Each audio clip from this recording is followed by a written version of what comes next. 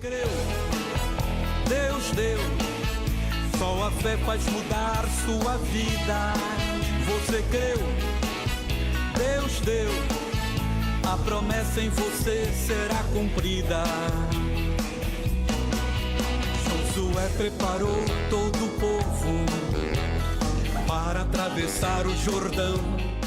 Querido Deus e Pai, em nome de Jesus aqui estamos. E é no nome de Jesus, ó Deus, que eu te peço. Venha, meu Senhor. Venha nesta manhã, ó Deus, manifestar em nós o teu querer, a tua vontade. Até porque, meu Pai, a nossa vida não é mais nossa. A nossa vida é sua, Pai. Ela está em suas mãos. E o Senhor tem liberdade, ó Deus, para nos conduzir segundo aquilo que o Senhor achar melhor. Então, meu Pai, te damos graças por esse momento, pois é um prazer, é um privilégio poder estar na sua casa e aprender contigo, Pai. É um privilégio poder aprender com a sua palavra, em nome de Jesus. E todos digam assim seja. Digam graças a Deus e aplaudam a Jesus. E glória a Deus. Glórias a Deus. Oh, meus irmãos, bom dia para vocês. Deus abençoe a todos. Vamos sentar, irmãos, em nome do Cristo. Que Deus abençoe a todos em nome do Senhor. Glória a Deus. E eu quero que você já abra a tua Bíblia em Provérbios. Vamos lá? Provérbios capítulo 14. O livro de Provérbios. Capítulo 14. Qual que é o versículo, pastor? É o 27. Provérbios 14, 27. Todos encontraram? Amém. O temor do Senhor é uma fonte de vida para preservar dos laços da morte. Vamos ler novamente, ó. O temor do Senhor é uma fonte de vida para preservar dos laços da morte. A Bíblia Sagrada nos ensina, irmãos, que nós devemos servir ao Senhor, demonstrando a Ele temor. Pastor, mas esse temor é aquele temor assim de medo? É aquele temor assim de pânico? Não. Quando a Bíblia diz que nós devemos servi-lo com temor, significa o quê? Que devemos servi-lo com respeito, devemos servi-lo com reverência, devemos servi-lo demonstrando submissão, à palavra dele.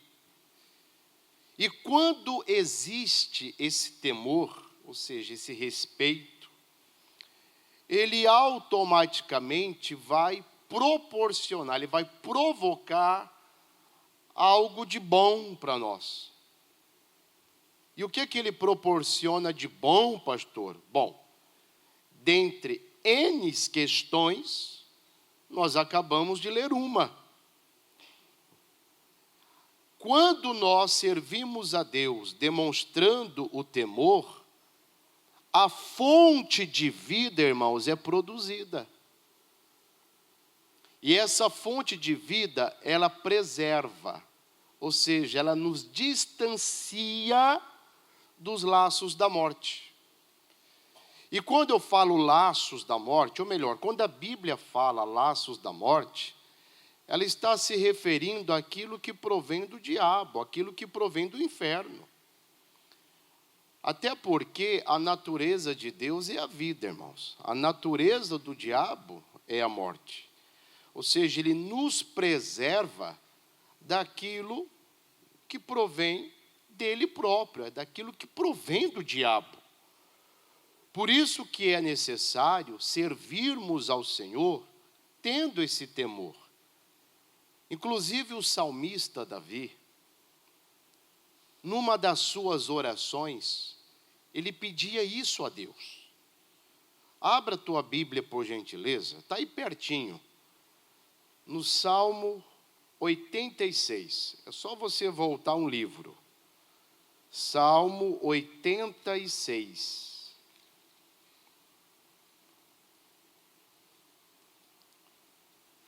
O versículo é o 11, tá? Salmo 86, versículo 11.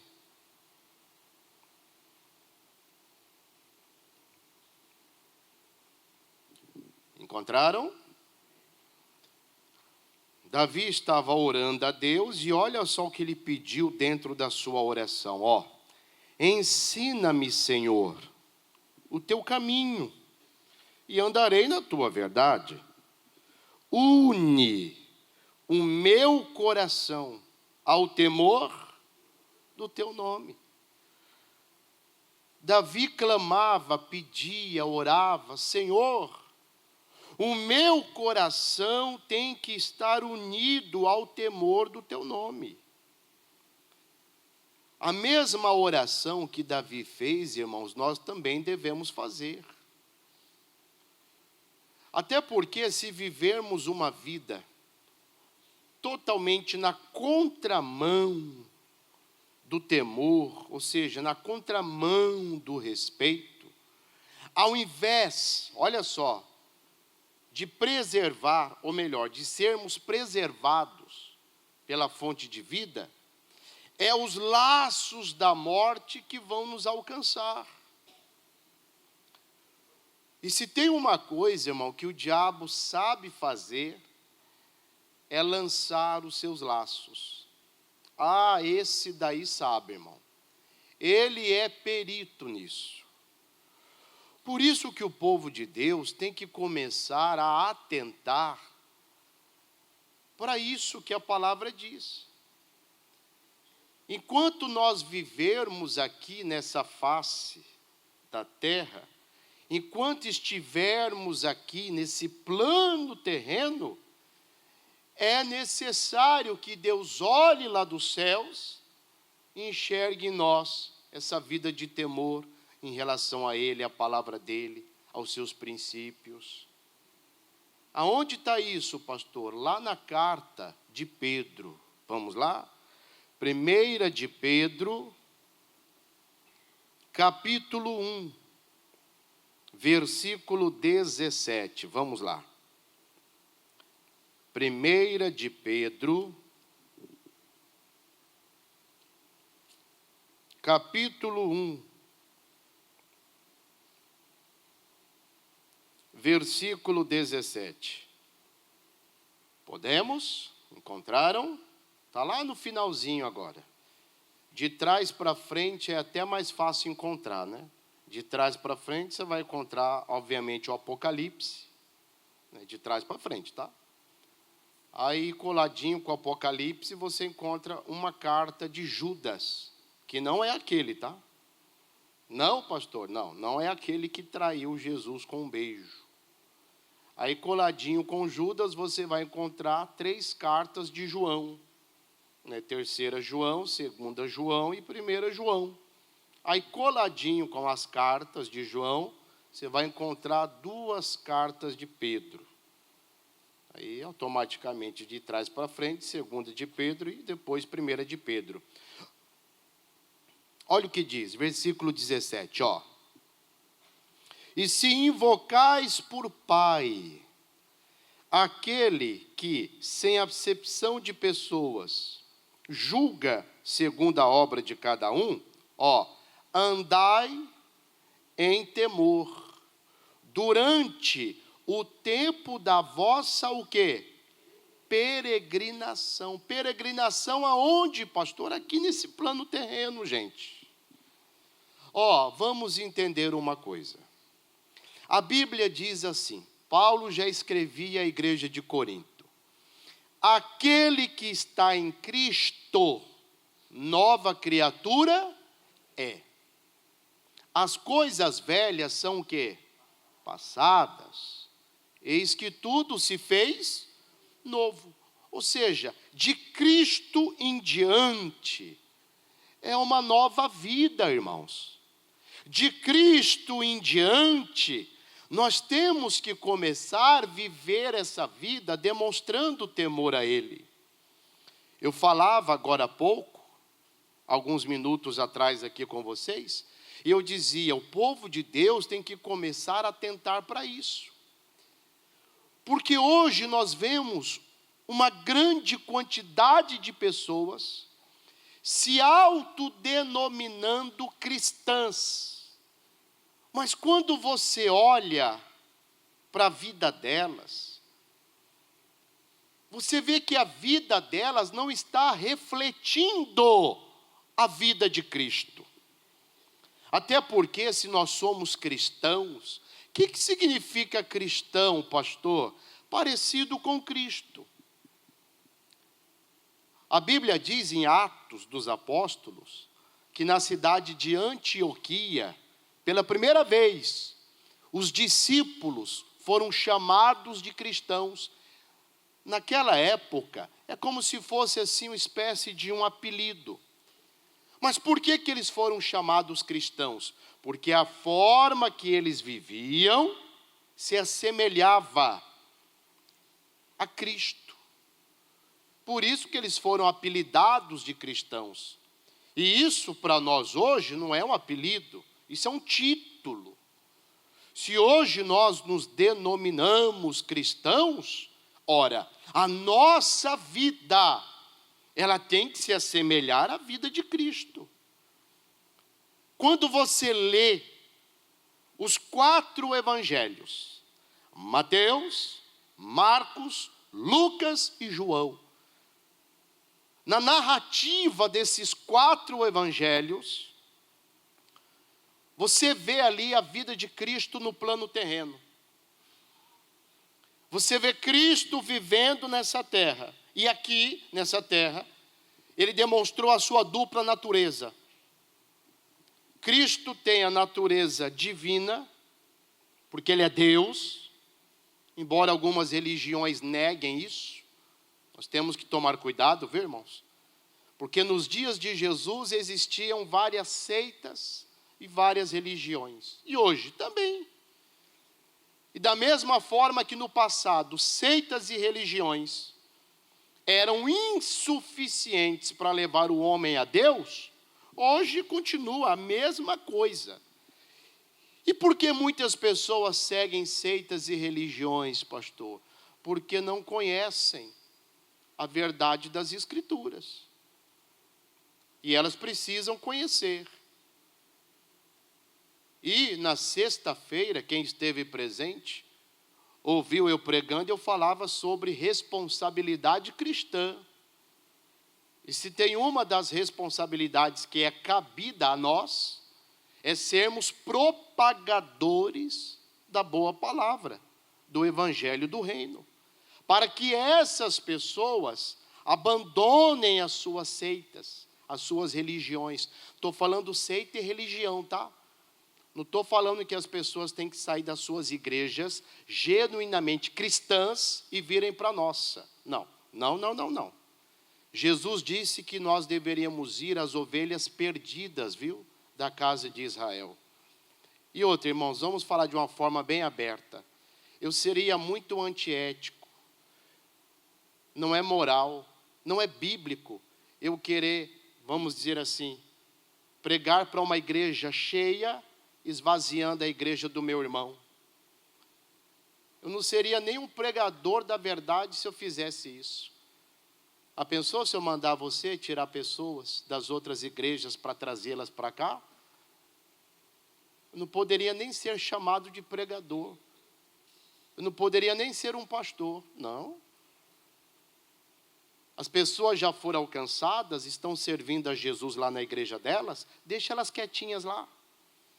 Da mesma forma que eu não quero que ninguém tire vocês daqui, não quero que nenhum de vocês tire ninguém das suas igrejas. Amém? Não estou falando de igrejas, estou falando de seitas, religiões. Esse sim, além daqueles que estão no mundo lá fora, além daqueles que estão se perdendo no mundo lá fora, esses sim devem ser o quê? O nosso alvo, o nosso principal alvo. Então o Senhor Jesus, Ele conta conosco para que essas pessoas conheçam a verdade. Mas, em contrapartida, tem o que? O outro lado da moeda. Esses pertencentes a seitas e religiões também querem fazer o quê? A sua cabeça. Para que você abandone o caminho da verdade e se una à seita deles. Se una às suas religiões. Por isso que é necessário, irmãos, o quê? O conhecimento da palavra. Para que você, em momento algum, caia nesse laço. Para que, em momento algum, você caia nessa cilada. Por isso que buscar o conhecimento e adquirir conhecimento é necessário. Aí eu estou pegando um gancho na mensagem de quarta, né? Você pode ver que eu peguei um gancho aqui na mensagem de sexta e acabei de pegar um gancho aqui na mensagem de quarta que falamos sobre isso, né? Que tem duas coisas que andam de mãos dadas. O quê? A busca do conhecimento é quando o interesse parte de você. E também quando você adquire, você recebe o conhecimento daquele que lhe instrui, daquele que lhe ensina. Né? Mas não vou falar mais sobre isso, que já pregamos na quarta. Mas só estou pegando aqui um gancho sobre isso, tá bom? Então, voltando aqui para a minha colocação. Então, os discípulos eram chamados de cristãos, por quê? Porque a vida deles imitava a vida de Cristo. Eles viviam uma vida demonstrando temor ao Senhor, enquanto estavam aqui nesse plano terreno. Só que eles já passaram. Agora é a minha vez, agora é a sua vez. É a nossa vez de vivermos essa vida aqui nessa terra, demonstrando esse temor ao Senhor. Eu disse agora há pouco, que quando nós olhamos para a vida de muitos, e não enxergamos temor na vida desses, isso não é julgamento, viu, gente? Isso é aquilo que eu sempre falo para vocês, é análise de fruto. Porque se tem uma coisa que a Bíblia nos manda fazer, é conhecer a árvore. E como é que eu conheço a árvore? Examinando o seu fruto. Na carta que Paulo escreveu a Tito, põe aqui para mim, Tito, capítulo 1, se não estou enganado, é o versículo 16. Se não for, eu acho rapidinho ali. É esse mesmo. Olha só um dos problemas da atualidade. Isso daqui, ó. Confessam que conhecem a quem? A Deus. Ah, irmão, tá cheio, ó. Eu conheço a Deus, eu sou de Deus, Jesus é o meu Deus, é o Deus da minha vida, é o meu Senhor, é o meu tudo, é isso, é aquilo outro. Bom seria se fosse verdade. Mas olha só a continuação do texto, ó.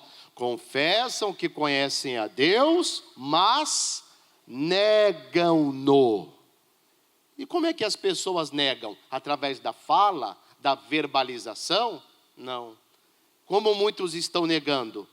Com as obras, com as ações, com as atitudes, com o estilo de vida. Negam-no com as obras, sendo o que, gente? Abomináveis e desobedientes, reprovados para toda boa obra. De trás para frente, alguém que é reprovado para toda obra. Aquele que demonstra o quê? Desobediência. Volta outro slide, Alice, por favor. Aquele que... antes, isso. Aquele que vive uma vida praticando abominações. Essa pessoa está temendo a Deus, irmãos? Está respeitando a Deus? Não. Então esse é um problema muito sério. Irmãos, a Bíblia diz que os olhos do Senhor estão sobre a terra. E a Bíblia diz que Ele procura os fiéis. Ora, se tem um atributo do fiel, é demonstrar uma vida de temor. Porque se eu sou fiel, demonstro o quê? Que aqui nessa terra, a minha vida está demonstrando temor, respeito a Deus. E Deus, Ele olha e procura esses.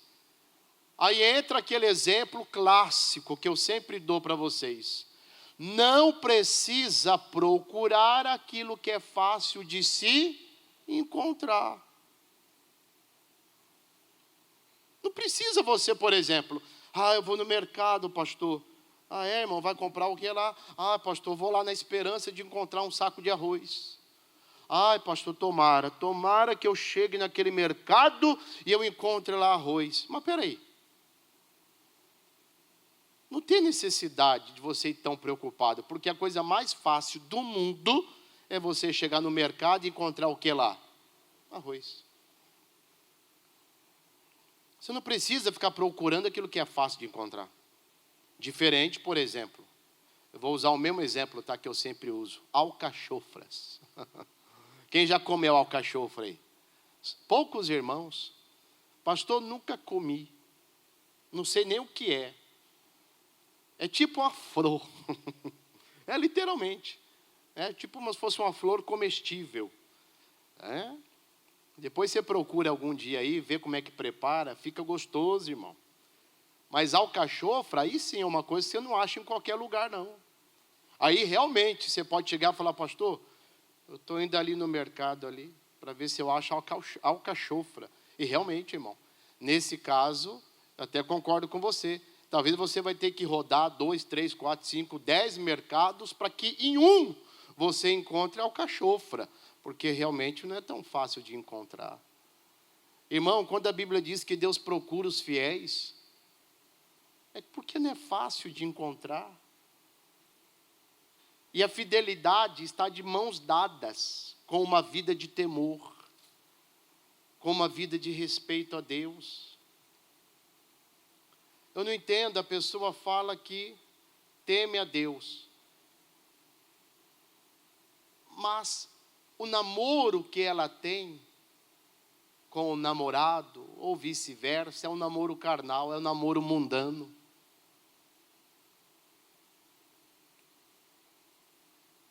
Não, pastor, é porque hoje em dia as coisas são assim, sabe? Nós estamos vivendo num mundo moderno. Para quem é cristão, não tem esse negócio de modernidade, não. Não que você não acompanhe os avanços da tecnologia, não estou falando disso daí, não.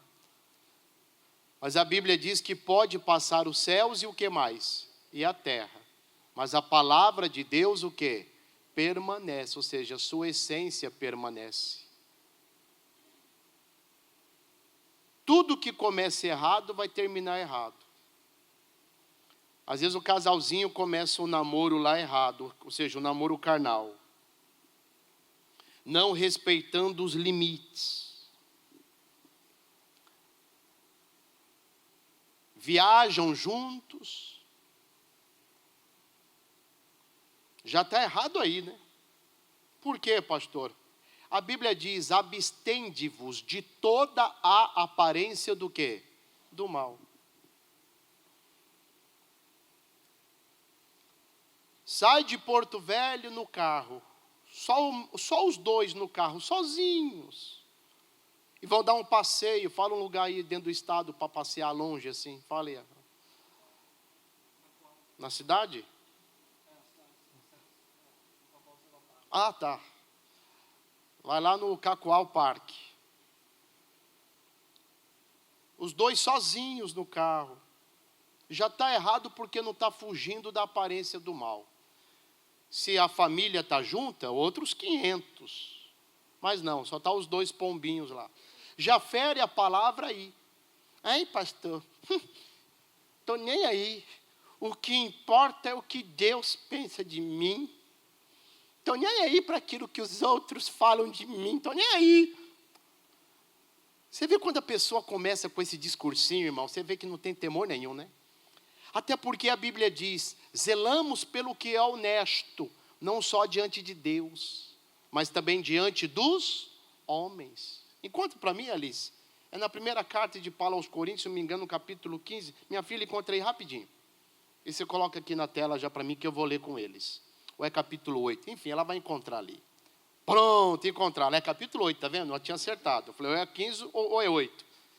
Só que eu falei primeiro aos Coríntios, né? É a segunda. Eu errei aqui. Olha só. Pois zelamos o que é honesto, não só diante de quem? Do Senhor, mas também diante de quem? Dos homens. Você tem que entender que como cristão, você é um cidadão do reino dos céus, mas você ainda é cidadão do reino da terra. E aqui como cristão, você carrega o nome de Cristo. Então, peraí, tudo que pode manchar, denigrir, escandalizar o nome do meu Senhor, eu não vou fazer.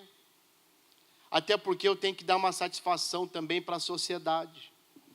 Eu sou cristão. Entende?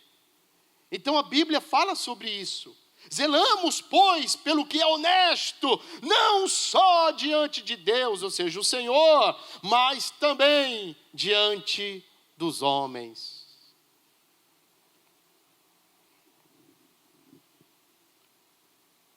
Por isso que esse negócio de namoro para um cristão é uma coisa, irmão, que a pessoa tem que saber o que está fazendo. Namoro no mundo lá fora é uma coisa descompromissada. A pessoa às vezes nem sentimento tem pela outra. É só para, vamos colocar entre aspas, você vai entender o que eu quero falar. Vou falar numa linguagem alta. É só para tirar uma casquinha. Depois que usa e abusa, joga fora, igual flanela velha. Não, irmão. Por isso que o namoro cristão não é namoro de contato físico.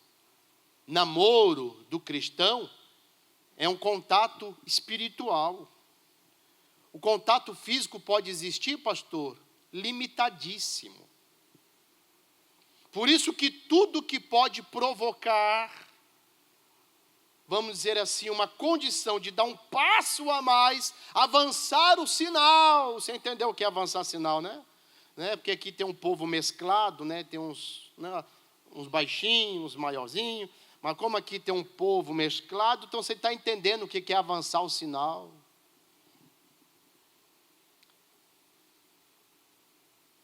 Por isso que a Bíblia diz que nós devemos fugir da tentação. Devemos orar, Senhor, nos livre da tentação. Por quê? Ora, irmão. Irmão, a tentação não é pecado, mas se você estiver no terreno da tentação, o próximo passo já é o pecado. Então, longe do terreno da tentação é o lugar mais seguro. E o que eu estou falando aqui, jovenzinho, mas não importa se você for um pouco mais experiente. Porque às vezes a pessoa ela acha que ela pode tudo só porque já tem os seus 48. Pastor, você está falando com a senhora de 48. A palavra é para você também, viu, senhora de 48? Ei, pastor, você acertou até a idade, hein? Eu não. Jesus. A gente fala as coisas assim, irmão. E acredite, tá? Pelo amor de Deus. Às vezes a pessoa fala, pastor, está mandando uma indireta para mim. Não é indireta não, irmão. Até porque tem coisa que a gente nem sabe. E quando o tiro é certeiro é porque Jesus conhece a sua, o quê? Necessidade. Porque a pessoa, assim, ela já é um pouquinho mais experiente na vida, né? Fala, não, pastor, isso é para esses novinhos aí que estão começando a vida. Eu sou uma mulher experiente, pastor. No meu auge dos 48 anos, eu sei onde eu estou pisando. Sabe quem gosta dessa frase? Sabe quem gosta dela? O apelido dele é Sassá. Você sabe do que eu estou falando, né? O apelido dele é Sassá. Ou, não, Didi não. Didi pode ofender alguns aí. Já sabe de quem eu estou falando. É igual, esses dias eu vi uma frase escrita assim, ó. Deixa eu lembrar a frase, meu pai. Oh, Jesus, fugiu da mente aqui. Mas é como se fosse duas pessoas se cumprimentando, mas aparece só o antebraço e a mão, né? E uma mão humana, e do outro lado uma mão assim, como se fosse uma mão satânica. Uma coloração vermelha, uma unha pontiaguda assim, gigante, como se fosse a mão de Satanás. Ah, lembrei a frase. Nada é errado, vírgula, se te faz feliz. Assinado Satanás. E é verdade, irmão. Porque hoje está esse negócio, né? O importante é ser feliz. O importante, irmão, é vivermos uma vida agradando a Deus. A felicidade está numa vida agradando ao Senhor. Guarda isso no coração. Então o temor é necessário. E quando a pessoa vai perdendo o temor, a ponto dele não mais existir, ao invés da fonte de vida ser produzida para te preservar dos laços da morte, é os laços da morte que entram o quê? Em cena. Grandes homens de Deus, em certos momentos de suas vidas, foram perdendo o temor. E a consequência disso foi trágica, ó irmão, trágica. No livro das Crônicas, vamos dar um pulinho lá. O segundo livro das Crônicas. Lá no Antigo Testamento agora, tá?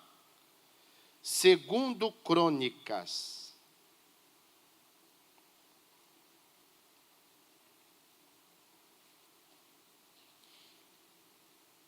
Capítulo 26.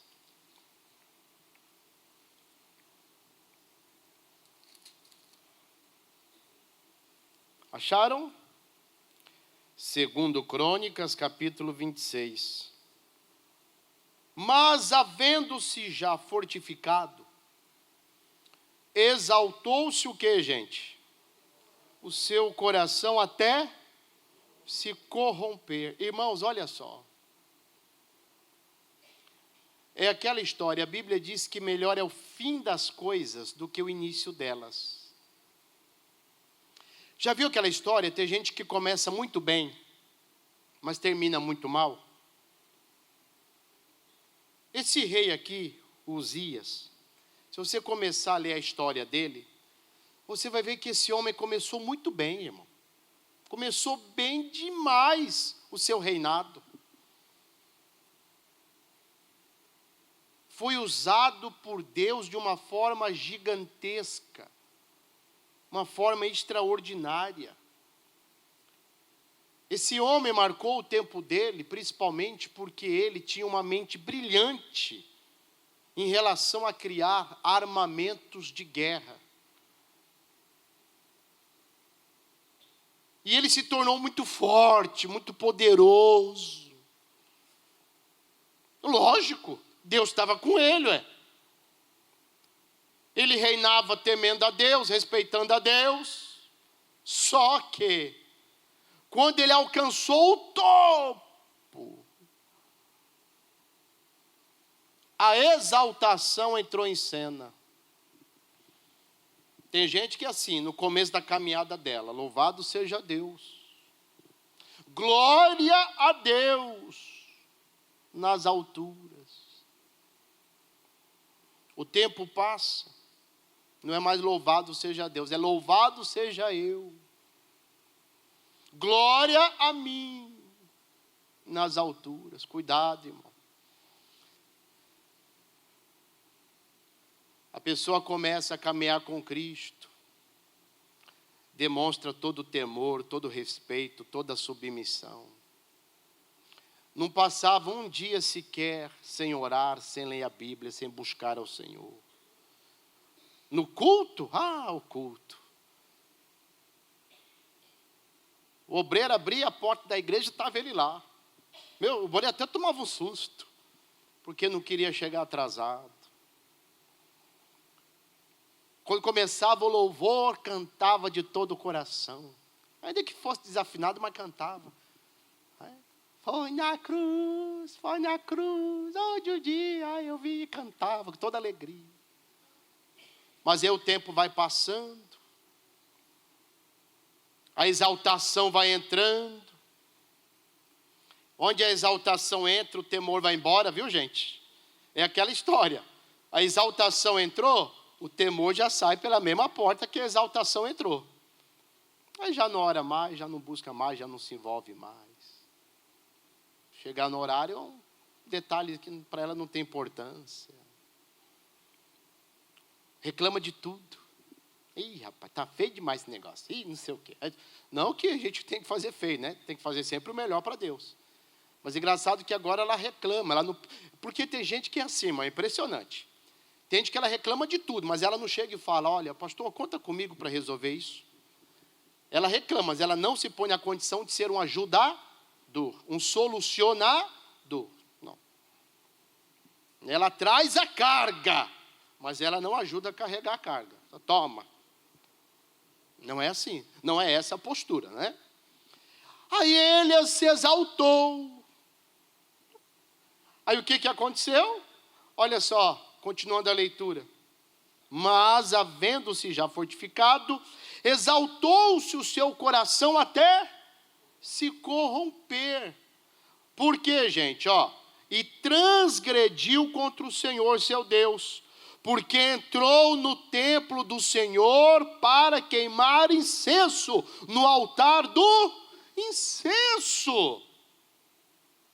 Gente, olha só, meus irmãos, a exaltação entrou em cena, temor já não existia mais. Sabe quando é que uma pessoa começa a demonstrar a falta do temor? Quando ela começa a praticar com facilidade o que Deus condena. Deus condena tal coisa, para ela aquilo ali tanto faz. Talvez para ela já é uma prática. Acabou o temor, irmão. A Bíblia diz que ele entrou no templo para queimar o incenso. Aí alguém fala, pastor, mas que problema tem isso? Olha, todo problema, melhor dizendo. Por que todo problema? Porque não era uma responsabilidade cabida a ele. Ele era o rei. Mas mesmo ele sendo rei, tinha coisas que era função exclusiva do sacerdote. Era um atributo exclusivo do sacerdócio. Ele não podia fazer aquilo. Quando a pessoa perde o temor, ela sai fazendo o que ela quer e acha que ela está certa e Deus está errado. Quando a pessoa vem com aquele discursinho assim, pastor, não é bem assim. Quando você fala para a pessoa, irmão, você tem que ser o dizimista. Pastor, não é bem assim. Ih, perdeu o temor.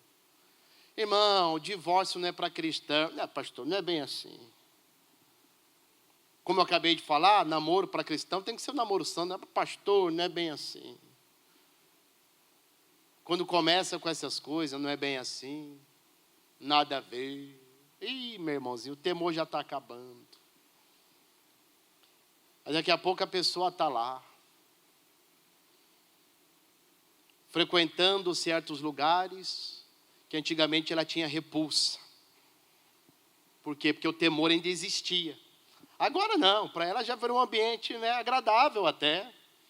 Um ambiente boêmio. Ela se agrada daquilo. Um ambiente onde a ação de Satanás é abundante. Ali a pessoa se sente bem. Ela já se sente ambientada naquele lugar. Acabou o temor, irmão.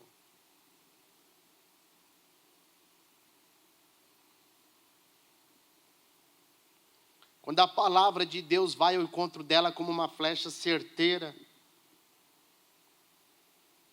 aí a pessoa começa a não gostar, ficar contrariada da verdade que ela ouviu. Igual o jovem rico. Jesus falou para ele,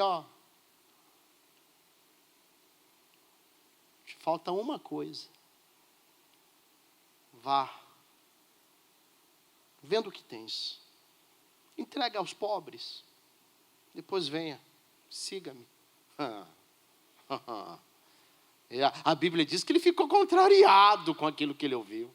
Ficou contrariado. Tem gente que é assim, irmão. Ela se contraria, por quê? Porque ela está ouvindo a verdade. Por que a verdade contraria ela? Porque acabou o temor. Porque num passado não tão distante, a pessoa quando ouvia a verdade, ela ficava mal com ela mesma. É verdade, Senhor. Eu tenho que me converter. Eu tenho que tomar jeito, eu tenho que tomar juízo, eu soltar com a verdade. É eu que tenho que mudar. Hoje não. Não é bem assim não. As coisas não é assim não. Não, porque... Entendeu? Eu também tenho conhecimento, irmão. As coisas não é assim não. Quem ele pensa que é para falar isso? Aí começa com esse tipo de... Sabe? De conduta. Mas olha só o que aconteceu aqui, ó. Continua lendo comigo. Ó, versículo de número 17. Porém o sacerdote Azarias entrou após ele, e com ele 80 sacerdotes do Senhor, varões valentes, e resistiram ao rei Uzias e lhe disseram: a ti, Uzias, não compete queimar incenso perante ao Senhor, mas aos sacerdotes, filhos de Arão, que são consagrados para queimar incenso. Sai do santuário, porque transgrediste, e não será isso para honra tua da parte do Senhor seu Deus. Mas olha só o versículo de baixo. Então Uzias se arrependeu, chorou amargamente e pediu perdão. Está escrito isso? Está escrito o quê? Então Uzias, olha só, se indignou e tinha um incensário na sua mão para queimar o incenso. Indignando-se ele, pois, contra os sacerdotes. O que aconteceu, gente? A lepra lhe saiu a testa perante os sacerdotes, na casa do Senhor, junto ao altar do incenso. Ficou leproso. Olha os laços da morte aqui, ó, alcançando Uzias. Olha os laços da morte alcançando Uzias. Faltou temor para ele. Faltou temor, né, quando permitiu a exaltação entrar no coração. Faltou temor quando entrou no templo e quis fazer o que não era para ele fazer. Faltou temor quando ele foi confrontado pelos sacerdotes e não deu atenção. Pelo contrário. Daqui a pouco, ele começou a ver e sentir algo diferente surgindo. Quando foi ver, a lepra tomou conta dele. Volta para mim aqui, Provérbios 14, 27, Alice, por gentileza. Ó, o temor do Senhor é fonte de vida, irmão. É uma fonte de vida. Para preservar dos laços da morte. Os laços da morte alcançaram Uzias. Pelo menos naquele momento. Agiu sem temor, sem respeito. Não, irmãos. Irmãos, a nossa vida, ela tem que estar inclinada ao temor, gente. Em todos os momentos, em todas as esferas. Onde você estuda? O temor tem que te acompanhar. Onde você trabalha? O temor tem que te acompanhar. Dentro da igreja, principalmente fora, o temor tem que te acompanhar. Até na mente, irmão. Um lugar inacessível. A não ser, claro, para Deus é acessível e para você. Você sabe o que passa na tua mente. Eu digo inacessível em relação a terceiros. Até na mente. Não aceita aqui dentro aquilo que não vem de Deus. Tenha temor até na mente. Na hora que o diabo querer colocar alguma coisa aqui, ó, não aceita. Rejeita. Davi orava e pedia: una, Senhor, o meu coração, ó, minha mente, ao temor do teu nome. até na mente. Eu falava agora há pouco de namoro. O namoro é a raiz, né, de um possível casamento. A Bíblia diz, marido de uma só mulher. Mulher de um só marido. Até na mente.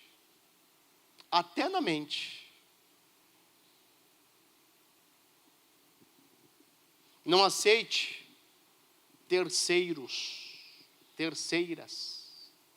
na sua mente. Repreenda. Diga, diabo, você bateu em porta errada. Aqui é marido de uma só mulher até na mente. E para terminar, Salmo 119.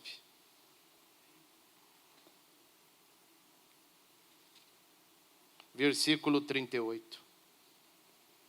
Olha o que o salmista aqui fala.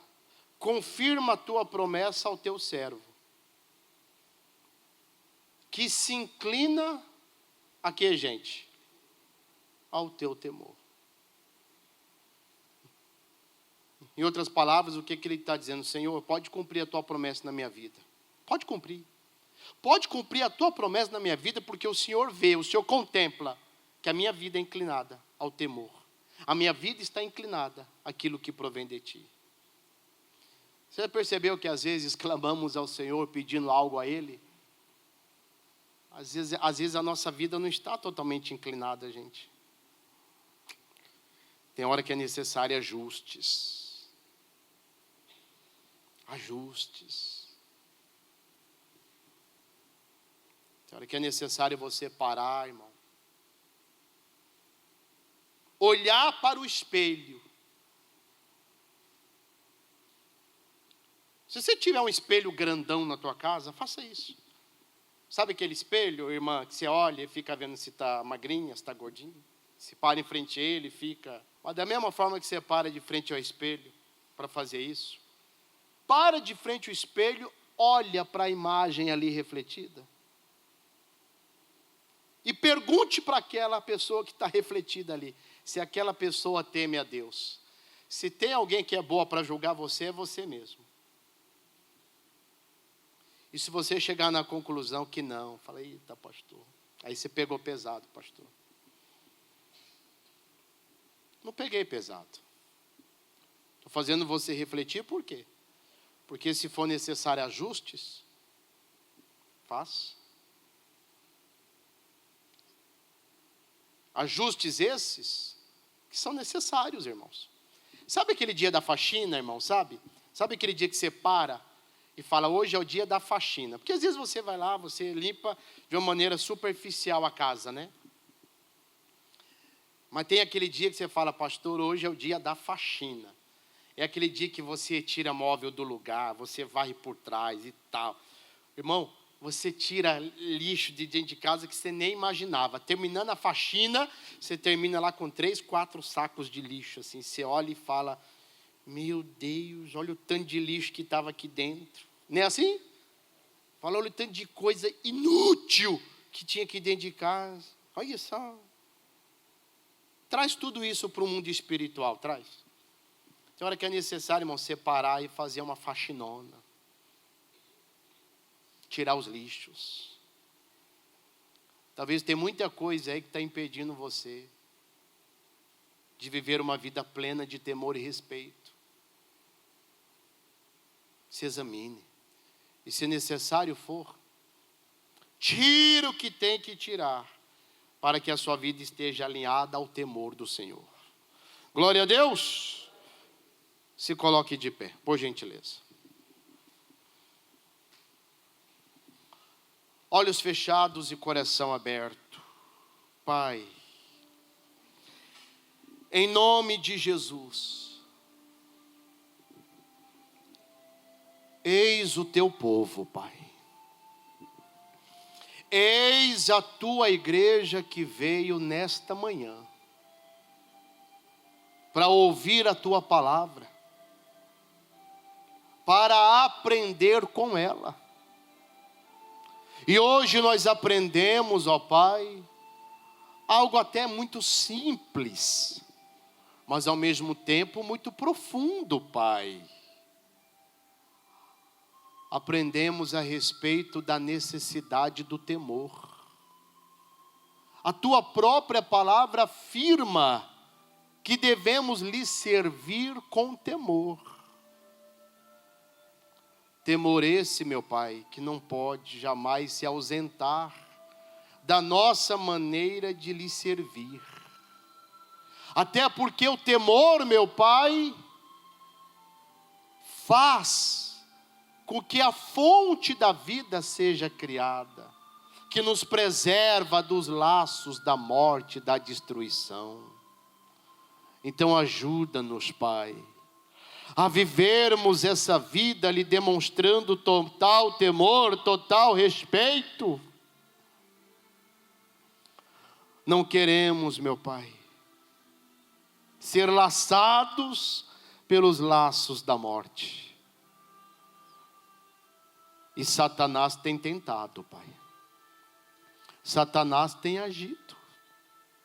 E o triste é que ele tem conseguido êxito na vida de muitos. Mas, Pai, o Senhor trouxe a tua igreja aqui nesta manhã para ouvir essa palavra e aprender contigo. Então venha, eu te peço, venha com teu poder agora, venha com a tua força, com a destra da tua justiça, agindo sobre a vida desse povo, agindo sobre a vida da igreja, e em nome de Jesus Cristo, oh meu Pai, que o teu poder passe agora sobre eles, e que toda obra do mal seja agora amarrada, que toda obra do inferno seja agora repreendida. Eu quebro o poder do diabo, eu quebro o poder de Satanás, eu digo mal, vai embora, eu quebro a tua força, eu paraliso a tua ação, eu amarro a ação das dores, doenças, enfermidades, e em nome de Jesus eu digo: